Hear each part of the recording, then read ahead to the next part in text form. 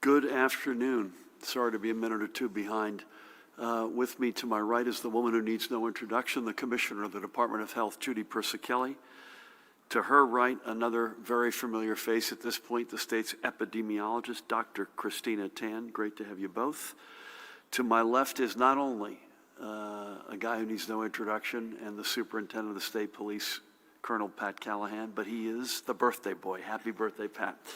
I'm going to resist the temptation to sing to you, particularly given how good a singing voice you have.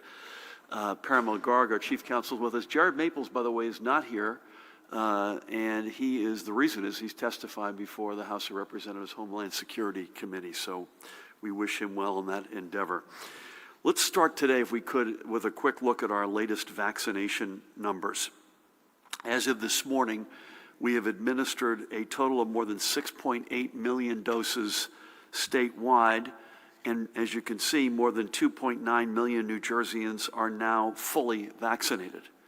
And Judy, I'm showing that with today's report, we have now crossed more than 250,000 residents being vaccinated with the one-shot Johnson & Johnson vaccine. We continue to make progress toward our goal of 4.7, our initial goal, by the way. We've said the word initial almost every time out, and I don't want to lose that word today because obviously our hope is we can do even better. But our initial goal of 4.7 million fully vaccinated adult residents by the end of June. And with these numbers today, we are exactly 62% toward that goal. Looking just at those who are receiving either a Pfizer or Moderna vaccine, in other words, backing the J&J numbers out, in which today, if you combine Pfizer and Moderna, you get more than 3.9 million residents. You can easily chart out where we will be inside of the next month as more than 1.25 million of those folks return for their second shots. I will be among them with my wife this Friday in Atlantic City.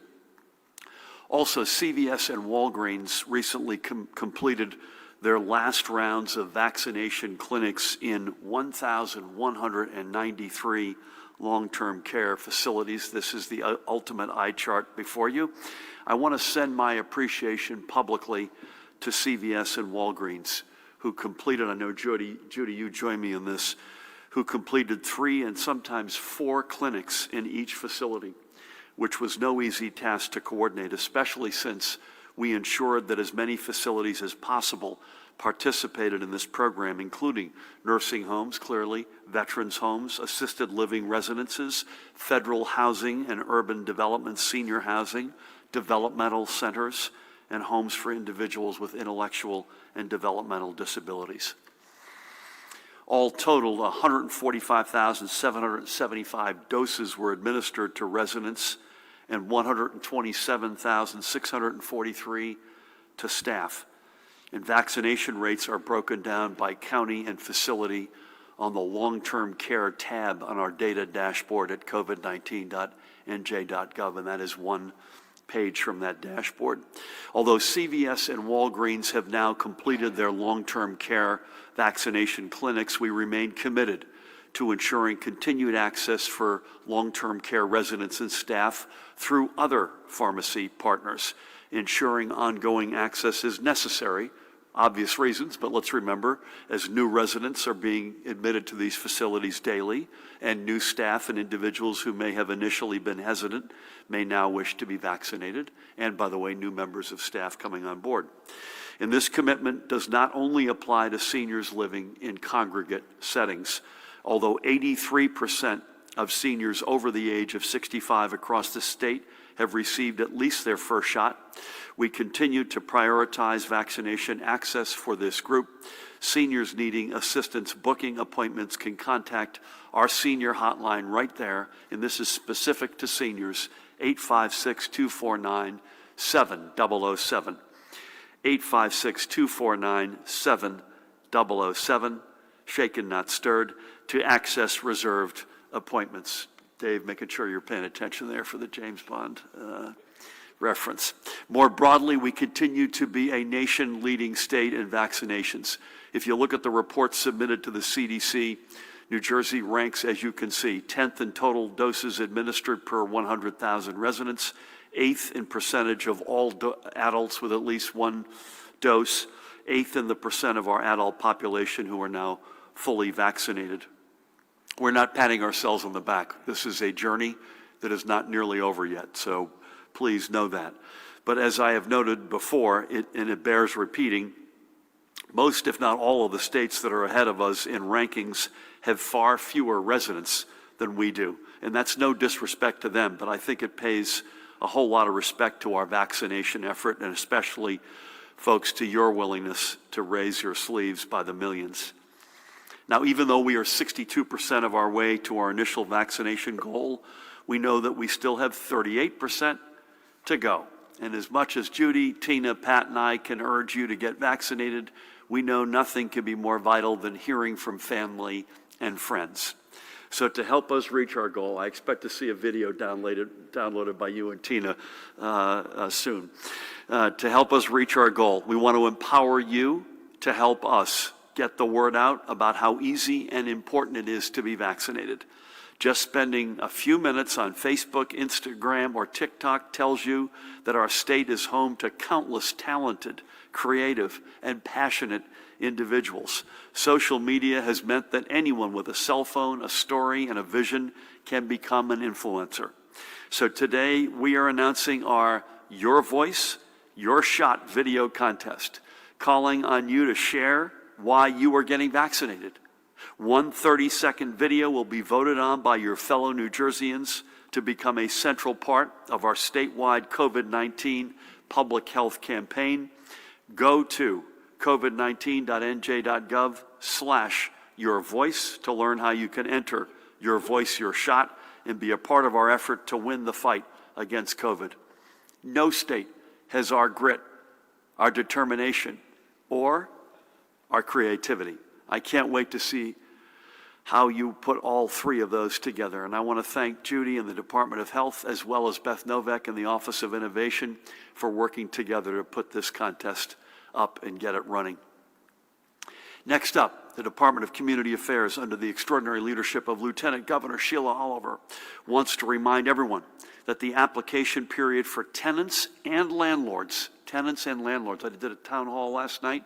I got a question from a tenant, right back to back with a question from a landlord. There's pain on both sides here. So this is a reminder that the application period, again, for both tenants and landlords to apply for the latest round of COVID-19 emergency rental assistance remains open. Eligible households are selected on a rolling basis from the overall pool of applicants through a randomized process based on lottery criteria. The application is online and is available in English and Spanish, among multiple other languages. This current round of rental support covers back rents owed through mid-March of this year. For eligibility requirements and to apply, visit NJ.gov/DCA, that's the website at the bottom, or call 609-490-4550. Again, that's 609-490-4550. We encourage everyone to apply, even if you are unsure if you meet every requirement. And these funds are available to every renter, regardless of immigration status. So regardless of immigration status, and don't spend a lot of time wondering yourself whether or not you meet the criteria. Pick up the phone and call, let the DCA folks tell you whether or not you're eligible based on the requirements. And landlords, again, are allowed to submit applications, by the way, on behalf of tenants that they know need a helping hand. Again, visit that website, nj.gov/DCA, or call 609-490-4550. And while we're talking about the Department of Community Affairs, let's also highlight, once again, their Neighborhood Preservation COVID-19 Emergency Relief Grant Program that has pumped millions of dollars directly into our downtowns to help our small businesses stay strong. I have to say, between the DCA and the EDA, they have not only put a ton of money on the street, but they've done it incredibly creatively. The Sustain and Serve program by the EDA, which works at both ends of the spectrum, restaurants that desperately need to be pushing food out the door and folks who have food insecurity. And this program, which is a home run, putting money into communities, into downtowns, and then having that community figure out how much will go into the greater good and how much of that grant from the DCA should go directly to establishments. And you can see, as that's a preview to this, one of the DCA partner communities in this effort has been the city of Garfield, one of New Jersey's greatest in Bergen County. The city, in collaboration with Greater Bergen Community Action, received a grant of more than $220,000, which it directed into the city's River to Rail neighborhood district for everything from providing PPE and face masks to business owners and visitors, all the way to providing, as I mentioned, direct grants to businesses. And one of those businesses was this guy, Steve's Burgers, part of the growing burger empire owned by this guy, Steve Chrysomalis. Steve's Burgers is located in an old rail car diner at 68 Passaic Street. You have to check this place out. The reviews, Pat, on the burgers, and by the way, they're real burgers, notwithstanding all the political noise around burgers. The noise around this, they're just apparently off the charts. And by the way, as luck would have it, he opened the place just a few months before the pandemic took hold. A direct grant allowed Steve to purchase outdoor dining furniture and traffic barriers to serve and protect his customers. He installed a mobile point of sale system and was able to keep current with his rent and utilities. The grant also allowed him to become a bit creative. He held his own contest for his patrons who took selfies at a mural installed outside the Garfield train station. Of course, the prize was burgers. And he stepped up for the community, offering school kids facing food insecurity a free meal during the pandemic's darkest days.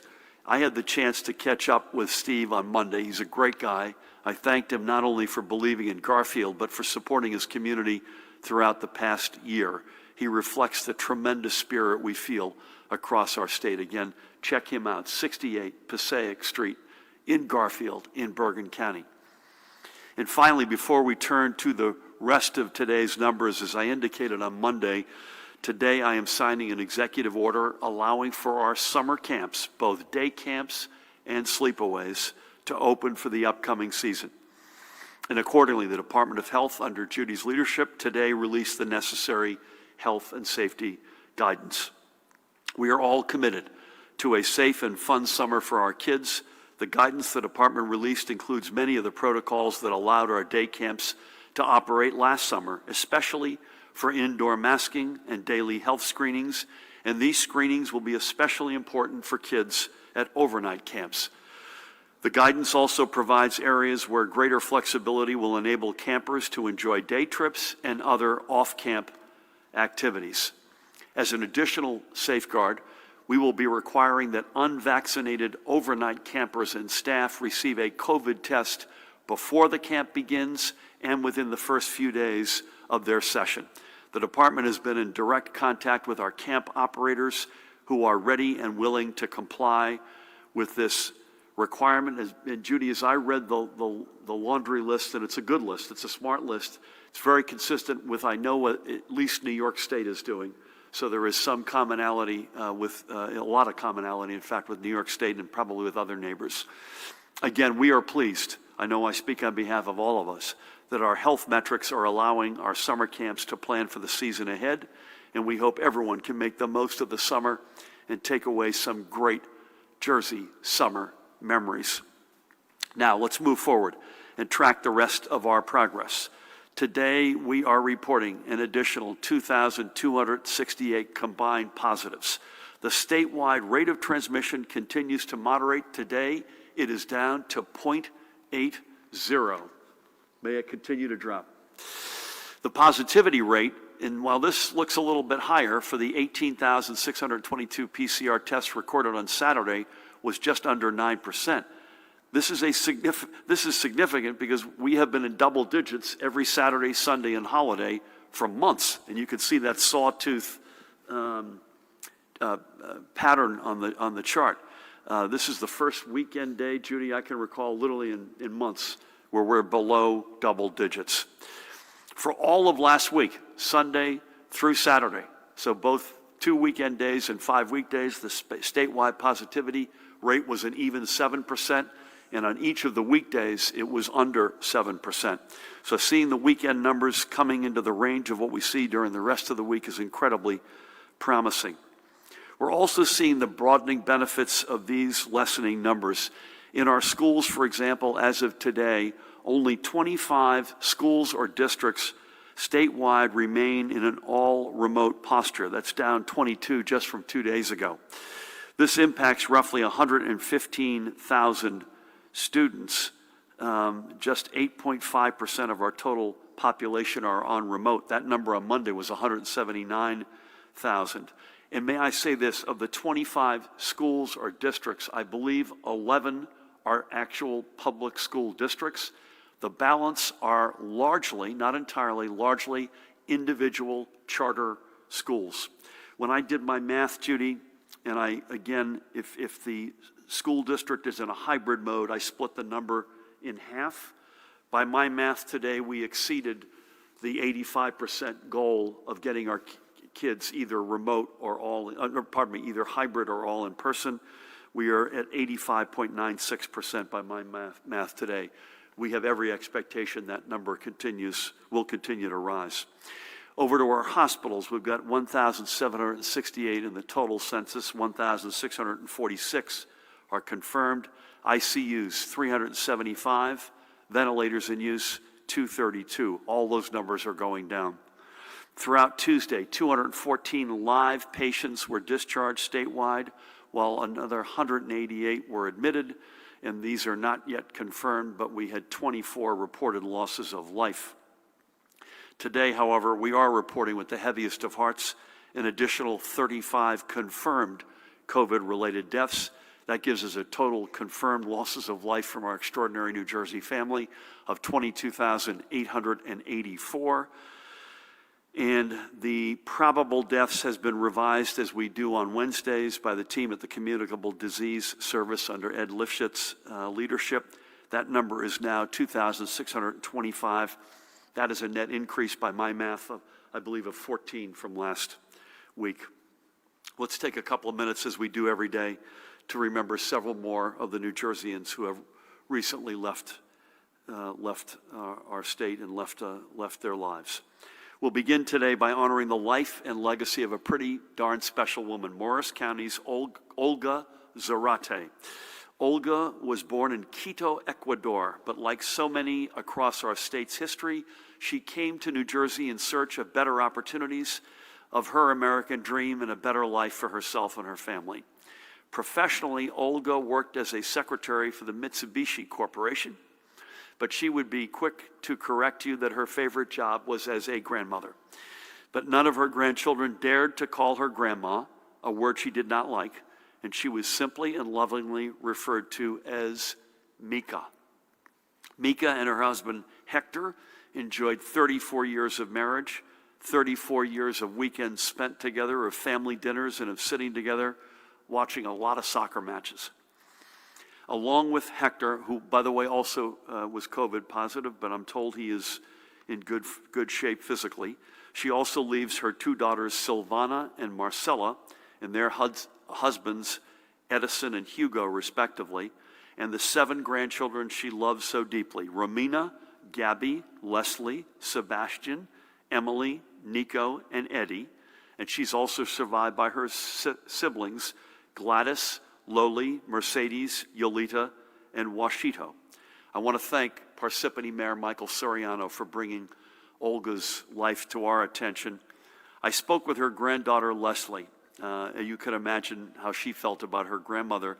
But one particular reminder she wanted me to make sure everyone knew, that Olga, at the time of her death, was on her way toward U.S. citizenship. God bless her. And may God bless and watch over her and her extraordinary family. Next up, let's remember Westfield's Rosella Carden. Ro, as she was known, was 90 years old and had called Westfield home for a scant 60 years. She was raised in a proud Italian-American household in Youngstown, Ohio, an upbringing that instilled in her both the importance of family and the art of good cooking. In 1952, Ro married her high school sweetheart, that guy, Jim, who was a budding Air Force pilot. His career as a military officer meant living on base in Delaware, where their daughters Kathy and Jamie were born. But as Jim left the military and began flying for commercial airlines, the family found its final destination in Westfield in 1961, and Jim and Ro welcomed a son, Jimmer, shortly thereafter. Across the years, as her children grew, Ro was a surrogate mom for numerous kids on Belvedere Avenue. But when the house emptied, she volunteered her time at the Westfield Community Center and Children's Specialized Hospital, taught Bible school. She was a docent at the Miller Corey House Museum. That's the 1740 farmhouse that was one of Westfield's first settlements. And she was a member of the Rake and Hoe Garden Club. Ro is now back, reunited with her guide, Jim, who passed away in 2018.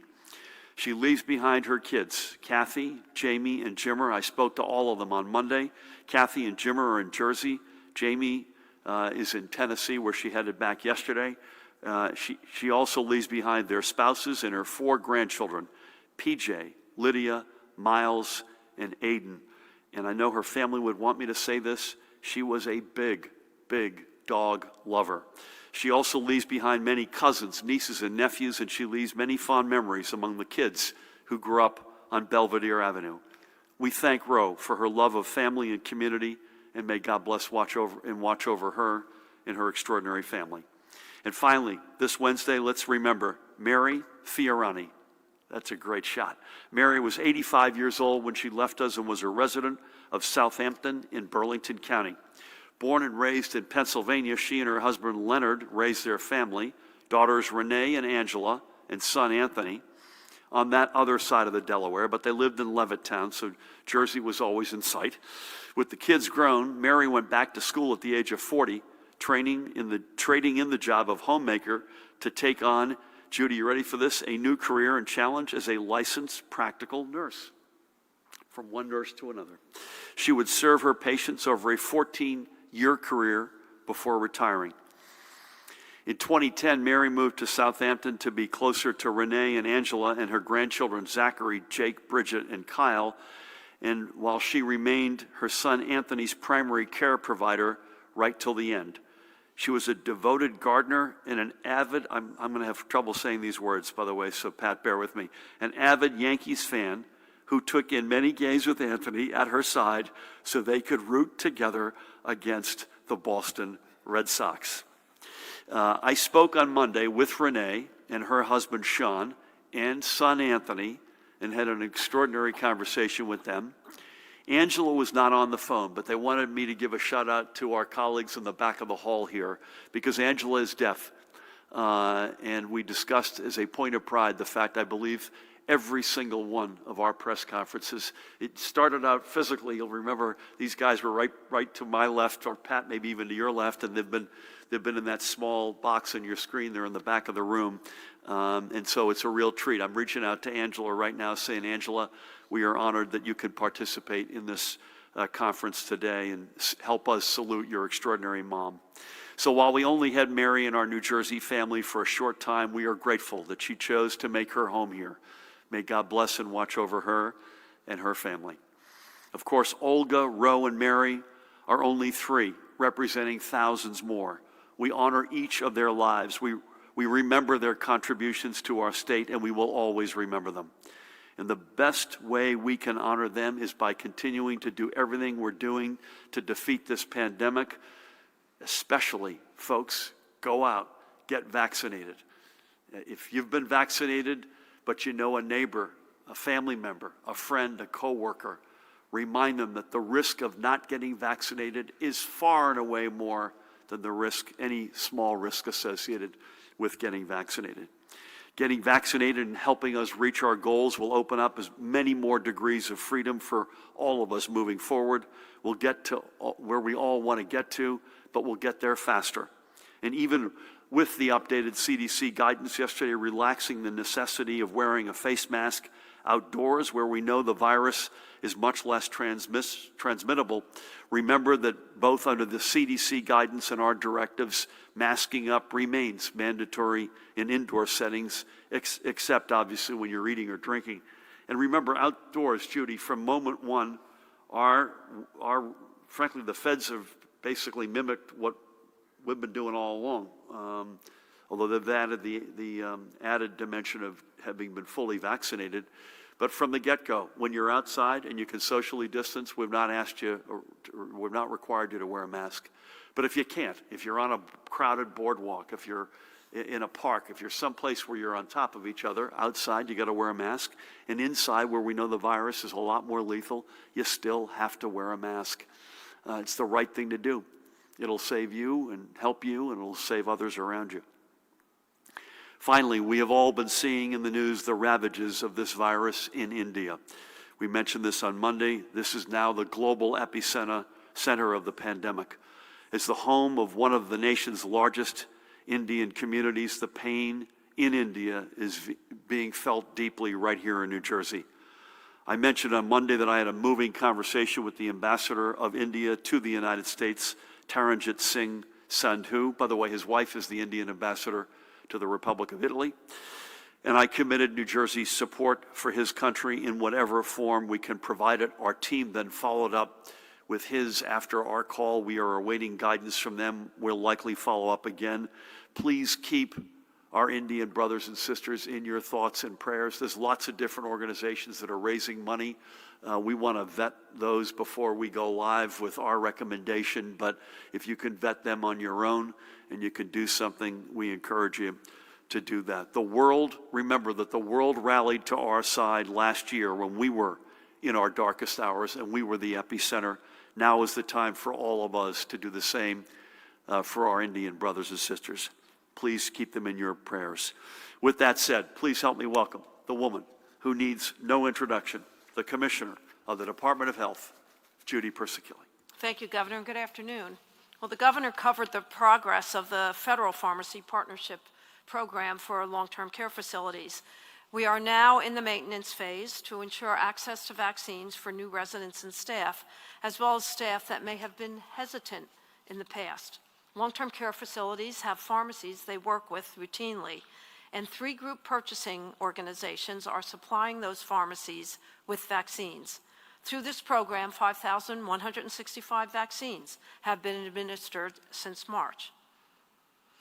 A CDC MMWR, Morbidity and Mortality Weekly Report, released last week, demonstrated how important it is for staff at these facilities to be vaccinated.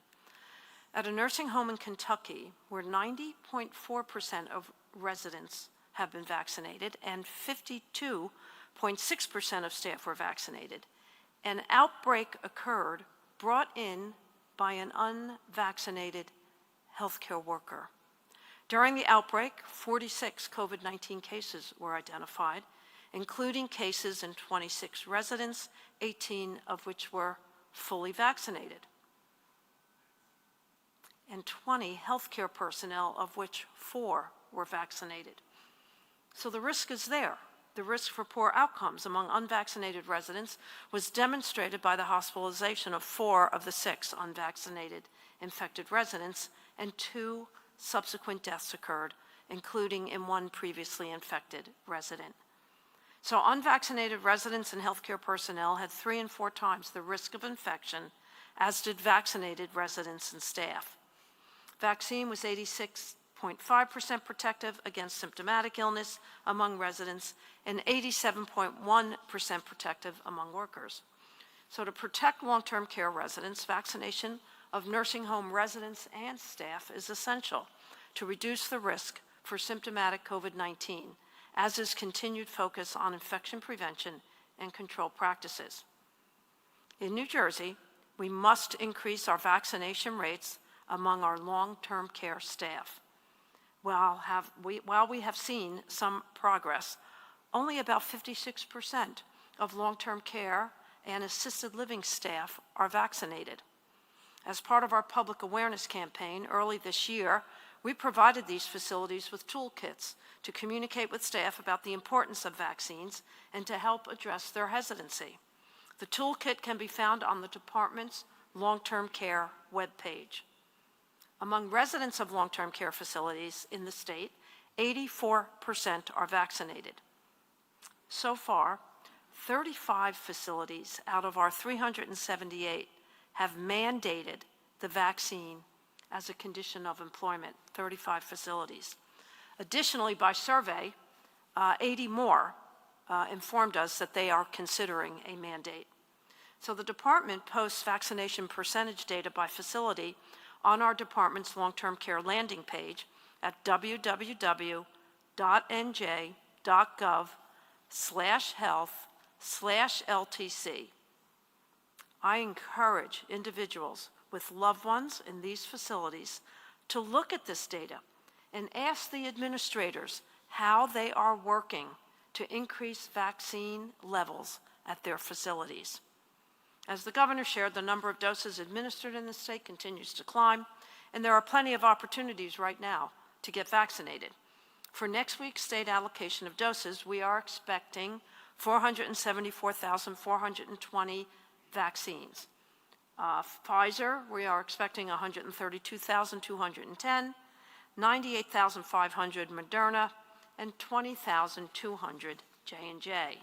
We continue to see progress in vaccinating our senior populations, those most at risk.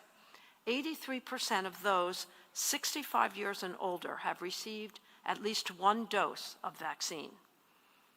The CDC just released data that found fully vaccinated adults 65 years and older were 94% less likely to be hospitalized with COVID-19 than people at the same age who were not vaccinated.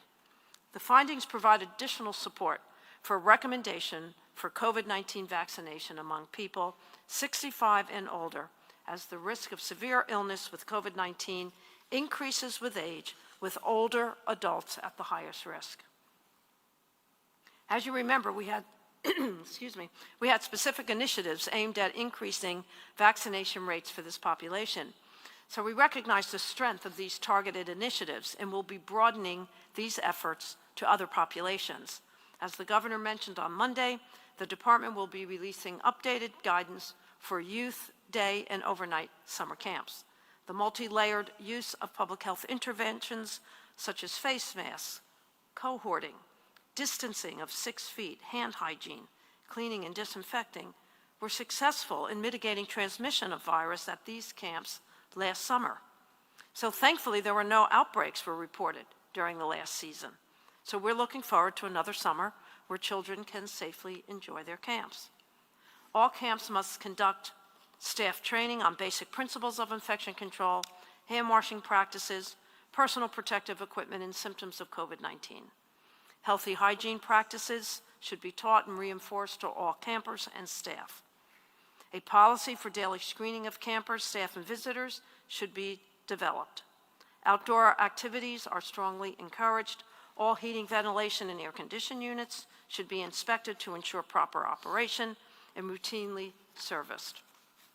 Camp operators should group the same staff and children together to minimize staff and camper movements between groups, otherwise known as cohorting. Camps should stagger arrivals and drop-off locations by cohorts to limit contact. Mealtime should also be staggered to ensure that cohorts remain intact. During any busing, social distancing must be maintained between riders and drivers, and cleaning and disinfecting of frequently touched surfaces should be done on a daily basis, and shared objects cleaned between uses. In indoor settings, staff must wear face coverings at all times, except when not practicable, and camps must supply their staff and campers with face coverings. Indoor, campers should wear face coverings at all times, particularly when physical distancing is difficult. When 6 feet distancing between groups is not possible outdoors, campers should also wear a mask. Campers are not required to mask when they are in their bunk or within their assigned cohort. So camps must have a policy in the event that an individual gets sick or tests positive, which includes immediate isolation and reporting to local health officials. This year, with additional layers of vigilance, sleepaway camps will also be operational, allowing another opportunity to engage in outdoor activities with friends. Unvaccinated staff and campers must have negative test results within 72 hours of arriving on site. After arriving, unvaccinated staff and campers will be required to receive a test within 3 to 6 days of arrival. Operators should strongly encourage staff and campers to quarantine prior to arrival at camp. Camps should try to align beds so that campers and staff sleep head to toe and at least 6 feet apart. Operators should ensure adequate ventilation within the sleeping quarters. So moving on to my daily report, as the governor shared, our hospitals reported a low of 1,768 hospitalizations. There are 2,959 reports of CDC variants in our state, variants of concern. 2,721 of those reports are what is known as the UK variant, or the B.1.1.7. Additionally, of variants of concern, we have 91 reports of the Brazilian variant, or P1, 6 reports of South African, B.1.351, and 141 reports of the California variants, of which there are 2 types, B.1.427 and 1.429. Fortunately, no new reports of multisystem inflammatory syndrome in children, and there are no children hospitalized at this point in time. No new cases among residents at the vet homes, and no new cases among patients at the psych hospitals. The percent positivity as of April 22nd, as shared, statewide is 8.99. The northern part of the state reports 9.41, central 8.14, and the southern part 9.17. That concludes my daily report. Please continue to stay safe, mask up, physically distance, stay home when you're sick, get tested, and let's get vaccinated. Thank you. Judy, thank you. A couple of things that I'm worth noting. We've been asked about regional approaches in the past, and where we've thought that made sense, we've done it in one form or another. So you manage the whole health crisis on a regional basis. You look at the sub-regions as it relates to developmental and intellectual or physical disabled group homes, et cetera, in terms of the visitation. It is worth noting, just listening to the positivity rate in the regions, the fact of the matter is we are a very small state and a very dense state. So when you got 941, 814, 917, we're all in this together. And folks, I think that's a point that is worth underscoring. We haven't said that in a while. And the other point I wanted to underscore is you brought up a great point about long-term care. Folks, this is a really smart thing for all of us. This is another thing we could do collectively. If you've got a relative, a mom, a dad, a sibling, a relative of some sort in a long-term care facility of some form or another, ask that facility, what are they doing to get their staff vaccinated? What's the plan? We can keep hitting them through the Department of Health or through our offices, but again, if it's your loved one in there, raise that question. You want to know, and you deserve to know, what is the plan to vaccinate the staff? We know that the vaccination take-up of residents has been overwhelmingly high, well above the 70% threshold that we've stated is our initial goal for adults more broadly. But the staff is lagging. It's still in the 50s%, which is better than it was, but not as good as it needs to be. So I just want to underscore that. I think that's a great collective action that all of us can take. Completely unrelated to anything, an American hero passed away. Dan Bryan reminded me, astronaut Michael Collins died, age of 90. You know him? He's from Marco. Yeah, I used to have a place next door. You're serious? Yeah. Wow, I didn't realize that. That's not why I brought it up. Well, God bless. I didn't know that. So this is the guy who was orbiting the moon while New Jersey's Buzz Aldrin and Neil Armstrong were on the moon. And we were discussing this earlier. Both sides got asked the question, what would you have happened if something happened to the other guys? I think if something had happened to Michael Collins, Neil Armstrong and Buzz Aldrin would have spent the rest of their days on the moon. That's pretty clear. But Collins, I believe, answered the question. If something had happened disastrous on the moon, he said, I would have gone home alone. So God bless him, an American hero, passed at the age of 90. I'm sorry, did not know the connection, Judy, you had with him. Pat, happy birthday. I hope you're able to raise some hell tonight. Be safe out there. Weather is good. Thank you for that. We'd love to know if you got anything on compliance. And we had a pending disaster declaration with the Biden administration, and we got some good news. We'd love you to give some color on that, because that means more money into New Jersey to help top up our money to help folks get back on their feet. Thank you, Governor. Good afternoon. Nothing to report, or nothing was reported to the Rock over the past few days with regards to executive order compliance. Yes, I was very pleased this morning, to your point, Governor, to receive a phone call from FEMA Region 2 Administrator Tom Fargione, who said that President Biden had approved our presidential disaster declaration with regards to that snowstorm at the end of January.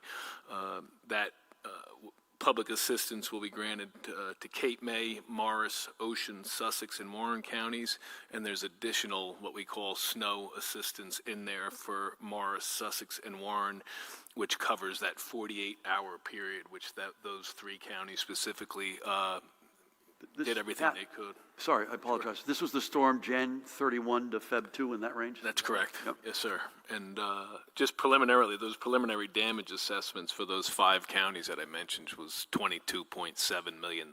So, again, to your point, Governor, to have FEMA public assistance funding, hazard mitigation funding coming back into New Jersey in a time when we need it most was certainly greatly appreciated that President Biden and his team and FEMA saw fit to approve our request.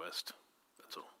That's great. And by the way, again, we've proven that we can work with the federal administration regardless of which side they may be on. One of the last, actually it was the last conversation I had with President Trump when he was president, was giving us a disaster declaration for a storm that had come through in the fall, as I recall. And that was around late December, early January when I spoke to him.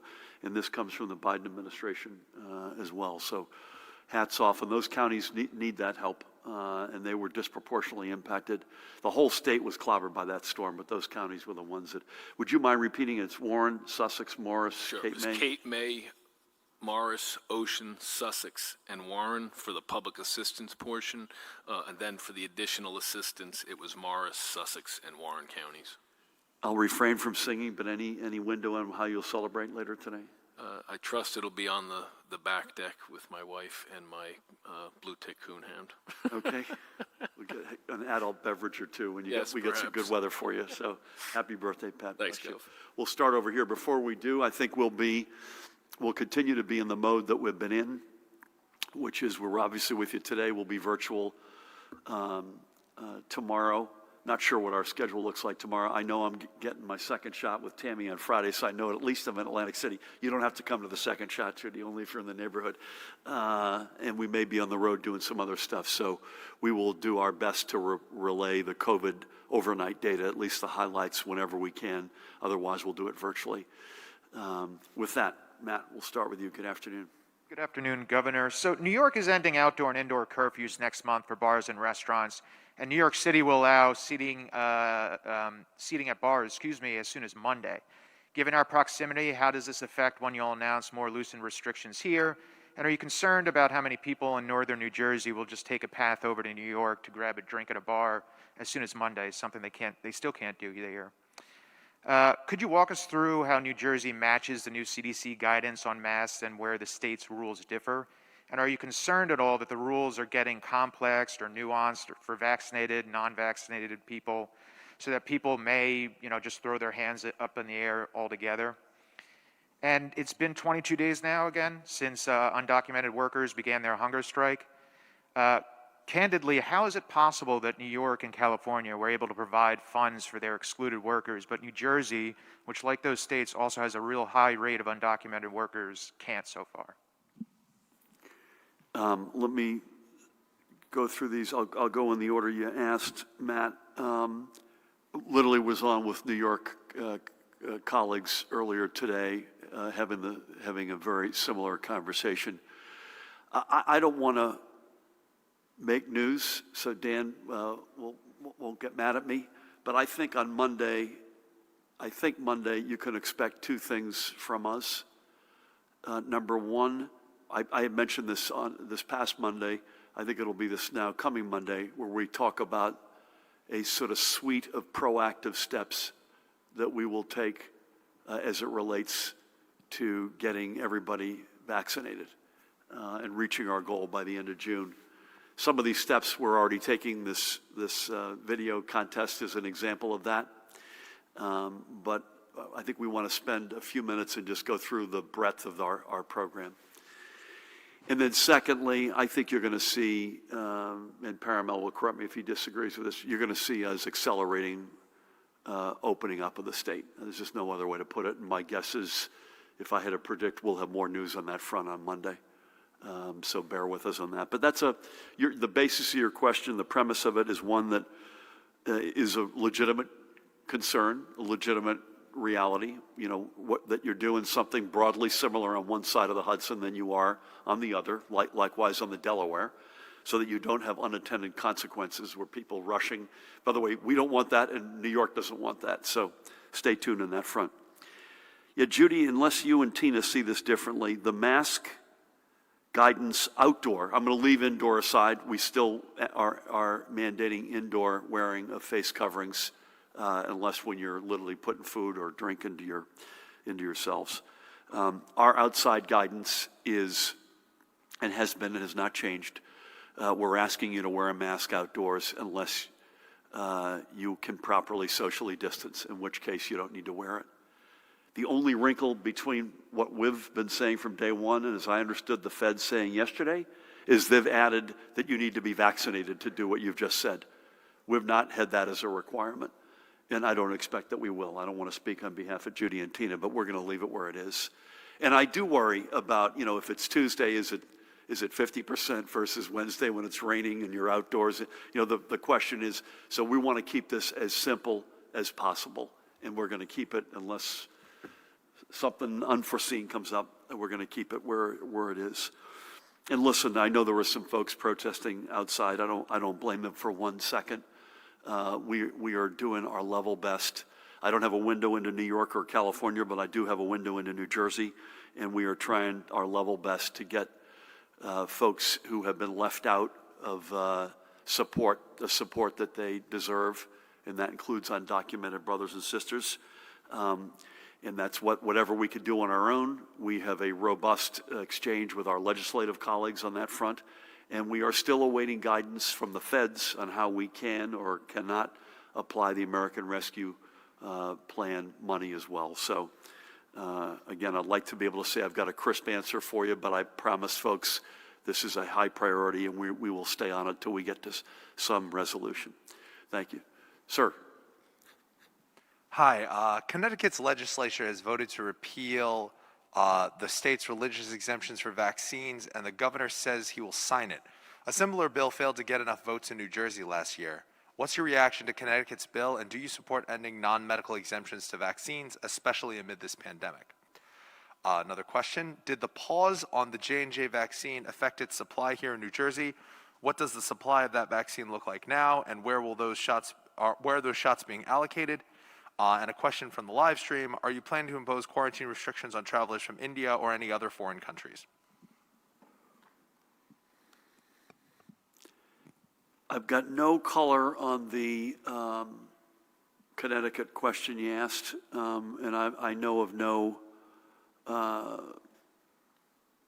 plans to readdress that. Our hope is that and I think it's our expectation, Judy, it's not just our hope, it's our expectation that we will get to that 70% initial phase by the end of, 70% of adults getting fully vaccinated by the end of June of our own free will.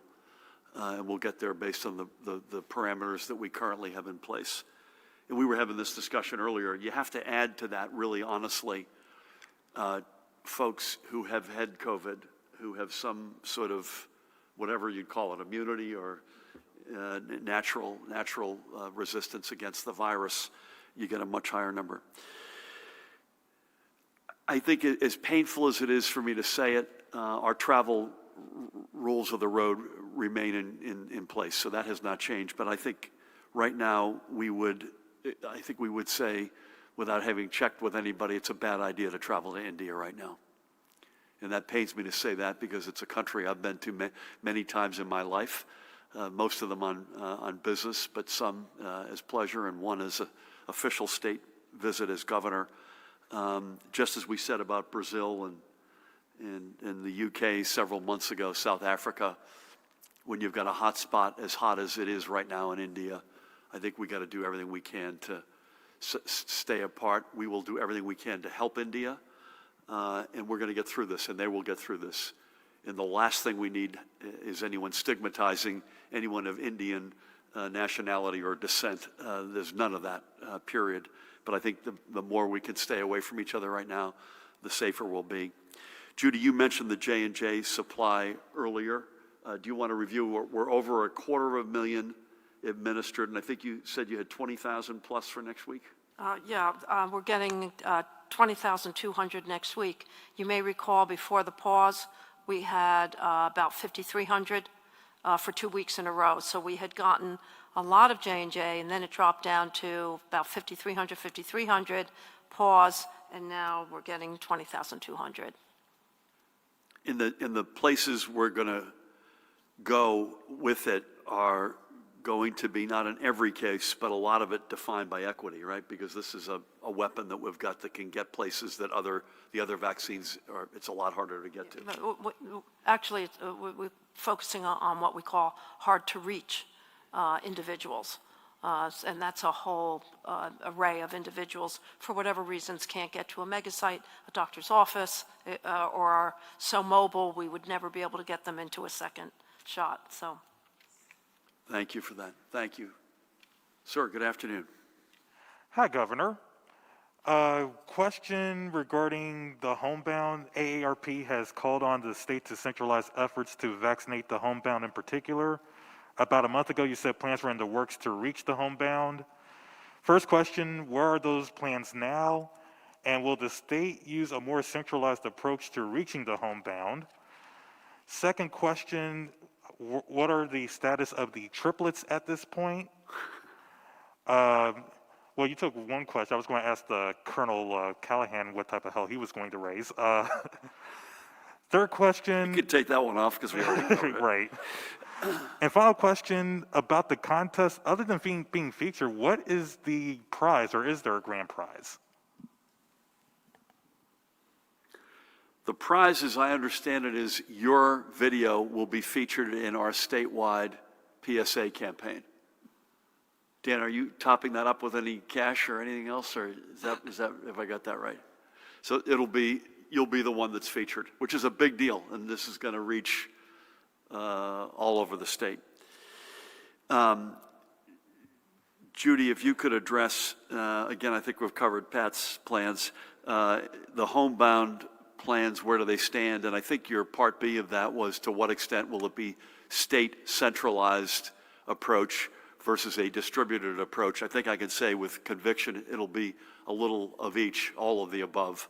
And then status of the triplets, which I know you addressed on Monday, but any update on the homebound plan? Sure. J&J, by the way, a big part of that we just mentioned, we just answered in the prior question. Any more color you we're got? working with local health departments who have a responsibility, by the way, to vaccinate homebound individuals. And many of them have already mobilized those plans, and we're working with some visiting nurse associations. So it is a combination of, I guess, oversight from the State Department of Health, but operationalized on the local level. More to come on the vans. You stay tuned. You'll probably see one very soon out on the streets. Driven by you? Pardon? Driven by you or not?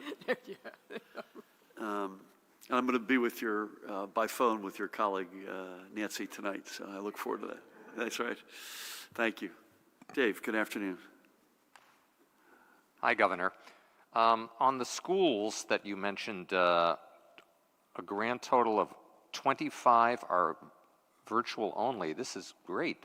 I would think. But remember, 11 of those are districts, so that's going to be a collection of schools in each case. But the point I wanted to make was 11 districts out of over 600 districts. Of the balance of those 14, I think 12 of them are individual charter schools.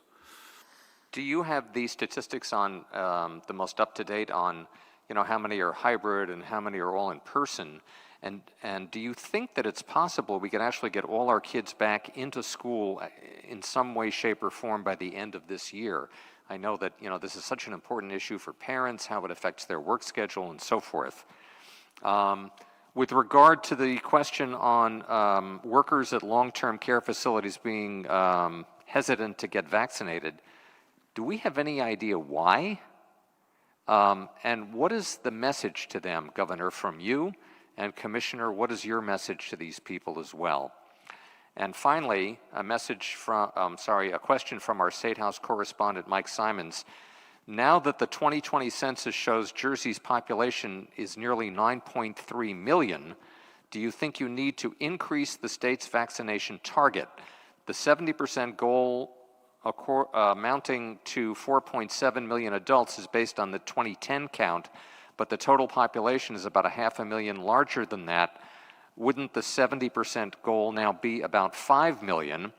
And one point, because Mike is very detailed-oriented, as you know, one point related to the vaccination rate, more than 41,000 shots have been given to 16 and 17-year-olds, and we're counting them in our vaccine totals, which makes sense, but they're not actually adults. They sort of skew the math on the vaccine goal. They're in the numerator, but not the denominator. Similar story with the 98,000 out-of-state residents who have gotten vaccines in New Jersey. Should the vaccine progress report account for these details?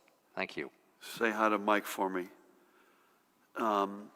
Is it possible, again, my math is just under 86% of kids are either in a hybrid or all in person as of the numbers that we're reporting today. Is it possible that that number gets to 100 this school year? I'll bet you there's some reason it won't, but I think now it can come very close. So in other words, I would bet you there's going to be a given school at any moment in time between now and the end of June where that, just for whatever reason. But I think my objective was 85% or more hybrid or in person this year, 100% in person back in the fall.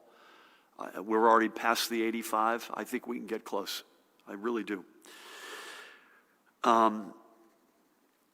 Judy, I'll come back to you on the question as to why on the long-term care workers, but what's our reaction? We're not happy with it. Just unequivocally not happy with the take-up on workers in long-term care. We're extremely happy with the take-up by residents. And again, CVS and Walgreens, I think, did a fabulous job, and now the other pharmacy partners will come in behind them for either new residents, new staff, or folks who changed their mind, or they may have been sick and couldn't have taken it. But I'll leave it to Judy to speculate in a second as to why. I may ask Tina. We got to get Tina's money's worth here to come in as well. I think Mike's question's a good one. Thought about it. We're going to stick with our initial objective, which is to get to 4.7. And then I think once we get to 4.7, and we will get there, and again, more color on that on Monday, because we're at the place we knew would always get to. We knew, just as Judy had done a sort of a SWAT team approach to 75 and up and then 65 and up, there are variations of that we're going to have to do to different communities in the state. We'll get to 4.7, but please tell Mike, A, we miss him, and B, he should expect that let's get there, and then we'll reassess where we go from there. Judy, anything you or Tina want to add to that, or any speculation as to why long-term care staff numbers are not higher than they are in terms of vaccinations? I think in terms of the long-term care staff, as you know, many of them are from communities of color who have some long-standing concerns about vaccines overall and clinical trials. And we're empathetic to that. And we need to listen more. We need to build awareness and educate better. And then there's a number of them who are young, who take their information from the internet, and there's a number of myths on the internet around particularly the mRNA vaccines somehow affecting your DNA and fertility. And I believe Dr. Bresnis at one of the press conferences explained how that just is not so. So we have a lot of education to do. I think the owners need to play a part in that. And I think we will get those percentages up. It's imperative that we do. So more to come on that. Yeah, we will. I would just say we will. So with that, Tina, how are you? All right, let me ask you a question, which is really not necessarily the one that Dave asked, but numbers have started to come in the right direction here in a meaningful way. And again, we'll come back to folks on both vaccines and other opening steps that we expect to be taking when we gather again on Monday. But it does feel like we're beating the variants. Is that too simple? And I know we're not going to let our guard down, but how do you see that? Because we know the variants of all shapes and sizes, right, Judy, are all over New Jersey, all over the metro New York area, a repeat of what we saw when the virus first hit us last spring. And it feels like there's growing evidence that the vaccines work against the variants as well. Any color you've got? Yeah, so I think the trends that we're seeing right now, I don't think that we need to necessarily view this as beating just the variants. It's beating all of the SARS-CoV-2 virus that's out there. While we do have a predominance of B117 circulating in New Jersey, in other areas of the country, different variants are circulating. There is definitely a lot of evidence right now that the current vaccines that are authorized for use here in the United States are effective against the variants. Particularly, we have a lot of evidence related to B117, effectiveness against that. Fortunately, we don't have that much B351 circulating here. But, again, the evidence shows that, for the most part, the vaccines are effective against, some of these other variant strains as well. Which is a big deal, right? There's no other way to put that. And today's a great example of more of the weather, Pat, that we can expect, and that is living more of our lives outdoors. And that's another positive that's going to help us. I'm glad you asked the census question, which I had meant to refer to up front, not related to Mike's question about our vaccine totals. I said this yesterday in Hillsborough. We had a great event on widening of Route 206, which is, if you've been in Hillsborough or Montgomery or some of those other communities there, widening of 206 is not a optional endeavor. It's extremely needed. But I mentioned this, and I will repeat it here today. Apparently, a lot of those moving vans were bringing people into New Jersey, not just taking them out of New Jersey. So I'll just leave it at that. Nikita, good afternoon. Good afternoon, Governor. A couple of questions for you on elections today. Wondering if you will require poll workers working the May 20 and June 8 races to be vaccinated, and if a voter who wishes to vote in person for one of those races refuses to wear a mask, will they be prohibited from entering a polling place? And then separately, the Reproductive Freedom Act is still stalled as some lawmakers question the need. With a Democrat in the White House, I'm wondering what you and your administration are doing to get that bill moving. Is that it? I don't know. I don't expect that we will require poll workers to be vaccinated, but strongly encouraged. And Paramel may get cross with me on this, but I think if you refuse to wear a mask, we're not letting you in. It's that simple. I mean, you've got to wear a mask if you're going into a store, going into a restaurant. You got to wear one. Going to the Motor Vehicles Commission, wherever you're going. If you're indoors, you got to wear a mask. I don't expect that our indoor masking guidelines will change. They're certainly not going to change between now and the May 20th election, I would guess, and unlikely to change before June 8th. You okay with both of those comments? Want to make sure. Listen, the Reproductive Protection Act is a big deal, and we need it. And I think anyone, and I don't want to get political here, but just because you asked the question, I think anyone who just relies upon the fact that there's a Democratic president is missing the bigger picture So I'm not arguing with your premise, but that's not reason enough here to sit on our hands, because the Supreme Court is overwhelmingly on the other side of this issue.